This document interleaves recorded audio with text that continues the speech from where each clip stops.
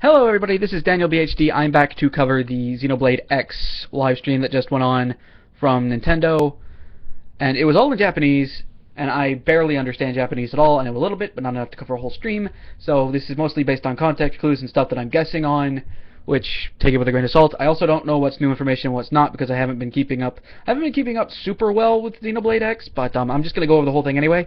So first of all, we know that it's in a sort of modern-day sci-fi alternate universe setting where aliens attacked, and now they've rebuilt back to the point of modern-day civilization, and they're living in these things called life points.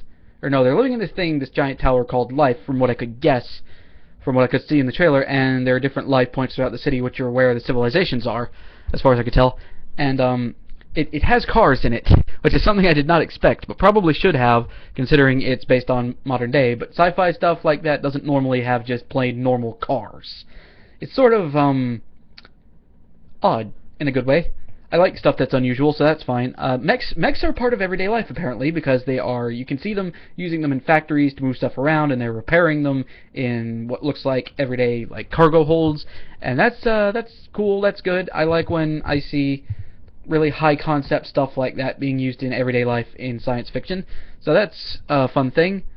Talked about like that over to... Oh, the Wii U gamepad will be used as a minimap in such a way that is kind of unique and cool, in that the minimap will be... You have to use this thing called the Frontier Net, and you have to go to these Frontier Net points. And when you go to the Frontier Net points, it'll unlock everything around that area and show you what it actually is on the minimap. Whether it's filled with monsters, whether it's a life point. There were a few other symbols, but I don't know what they mean because I could not tell what they were saying. There was one that looked like a card. That might be the life points. I don't know. So you're going to have to be traveling around a lot and unlocking life points. Kind of like you did in Assassin's Creed with the tower points, getting to the top of the tower, and then you could see what all was there. It's sort of like that, except you don't have to climb the tower, you just have to walk up to the point and click the button, which is good. That's fine. What else do I have here? Wii U gamepad takes up most of this list. Already went over that. The quest system is back in full force. Hopefully not in full force, though, because one of the complaints I hear about the first Xenoblade a lot, Xenoblade Chronicles, is that there were too many quests for its own good, and people would do all of the quests, or try to do all of the quests, and then would just not play the game anymore because they had overplayed themselves to the point of fatigue. So hopefully they actually pull it back, and that's not something I normally say about games, is I like games having a lot of content and quests, but that many people actively complaining about there being too much means they should probably scale it back a little. If they add more, then oh man, that'll be a bit much. What else is on the list here? There's a discovery system, sort of like in a lot of open world games where you discover like a hidden ramp or something, except this is mostly based on landmarks, areas, and superb view. So discovering a new town, which is a pretty common RPG staple by now. Maybe not that common, but still, you see it in a lot of things. And you also discover landmarks, which are obviously landmarks like they are in the real world. They're just spots of interest that are inside of an area. And you also you can also discover superb views, which I guess is just the developer's way of saying we think this is really pretty. Not that I mind. Getting stuff for actually finding those pretty spots is pretty cool, actually. Once again, like Persona 5, there's going to be jumping and platforming in this game. I guess that's the new thing for the next generation of RPGs, is we're going to add in light platforming elements. You can also run, which is a good thing, considering how large I think the world is going to be. If it's anywhere as big as it was in Xenoblade Chronicles, being able to run is a huge difference, especially if you can run really fast. Actually, that feeds into a different thing that's later on down the list, but this is a more natural transition. The mechs are going to be able to transform into fast mode. You can get into the mechs during regular gameplay and turn into a tank and dash through the area. You can also fly. That might not be new information, but it is to me, and holy crap, that's amazing. I love it. Being able to traverse giant open areas like that very quickly is something I love to have. It's something that I think should be in more stuff, and it's just a good implementation overall because you actually have to find the mech and get in the mech before you can move around so quickly. They're adding something called a navigation ball, which is another change another addition I really like, because it works sort of like the arrows in Saints Row, kinda, a little.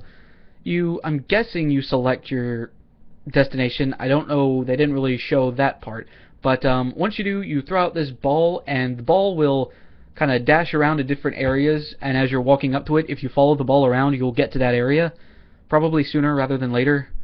I'm hoping it gives you the fastest route possible to the place you're going. It might just completely follow preset roads, though. It could go either way, but either way it's still fine because I have this bad habit of getting lost in basically every game ever. The blue line in Dead Space was a godsend, and this seems like it's going to be really similar to that. So anybody who's really bad at using maps to navigate and wants to go to specific spots without having to check mini-maps or your main map or anything else for other 20 seconds, can just throw out the ball and follow it around. So that's cool. Oh, giant monsters are going to be a thing. I think they were in Xenoblade Chronicles. I'm not sure. I don't have too much experience with that game. But there's going to be these giant monsters that I'm presuming are a much higher level than you are in most cases, because the trailer went out of its way to point out that you could see the level at the top, and some of them were level 80 compared to levels next to them that were level 20-something. So that's interesting. That's a nice little twist. It's a common thing in JRPGs to throw in one super strong enemy in an otherwise normal area. It's a good way of adding challenge with making it optional, especially since they didn't seem active. They walked right in front of one and it didn't chase them, so that's cool. That's good.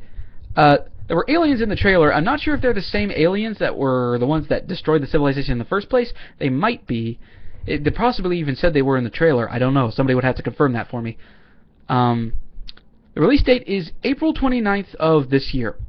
That might already have been out, but if it's not, it is now. It was in the trailer, and also directly after that, it said that the Xenoblade Chronicles 3DS version was going to be on April 2nd of this year. So you can pick that up for your 3DS if you want to play Xenoblade Chronicles on a handheld before you play it on your Wii U, especially if you didn't get a chance to pick up the original version, considering how limited that release was, in the US at least. I know it got an actual release in the UK, but the release over here, kinda iffy. So yeah, that's it. If you're interested in all that, then you can look forward to Xenoblade Chronicles on April 29th, obviously.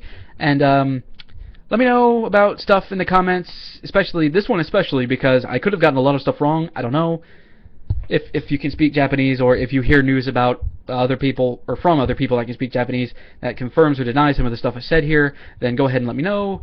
Discuss it in the comments. Let me know if I'm just you know, a dumb idiot for trying to even guess this stuff. That's it for now. See you the next time big something happens. Hopefully it won't be day after day like this, because I can't keep staying up till 8 in the morning.